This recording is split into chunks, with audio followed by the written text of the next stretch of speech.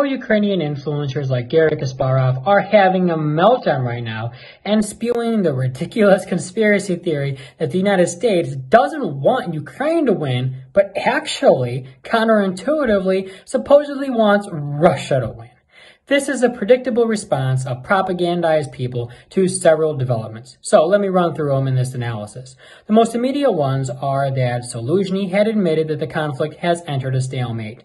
Recently, Zelensky said that Ukraine needs to fortify the entire front. And then NATO Chief Stoltenberg told everyone to expect bad news. Why did these three officials say these three very startling things? Well, first off, the counteroffensive failed. Secondly, the United States has entered a state of congressional gridlock over funding this proxy war. And then we had the unexpected latest Israeli-Hamas war, which completely redirected Western attention, funding, and arms. Now, why did the counteroffensive fail? I mean, that's basically at the root of everything that's recently happening. The reasons are self-evident. I have been talking about them for a while, so too have many other folks, and it's only just now begun to dawn on the pro-Ukrainian side of the world. This is that Russia has won the race of logistics that Stoltenberg had declared in mid-February.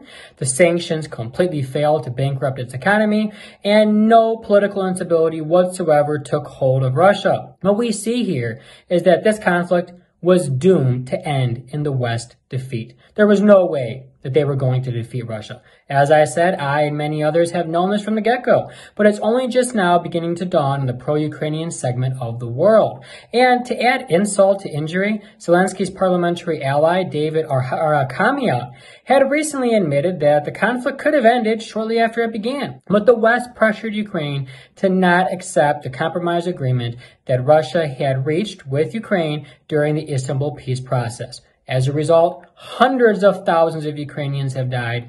The entire country is on the brink of collapse, and literally, all for nothing. There's no conspiracy theory, just conspiracy fact.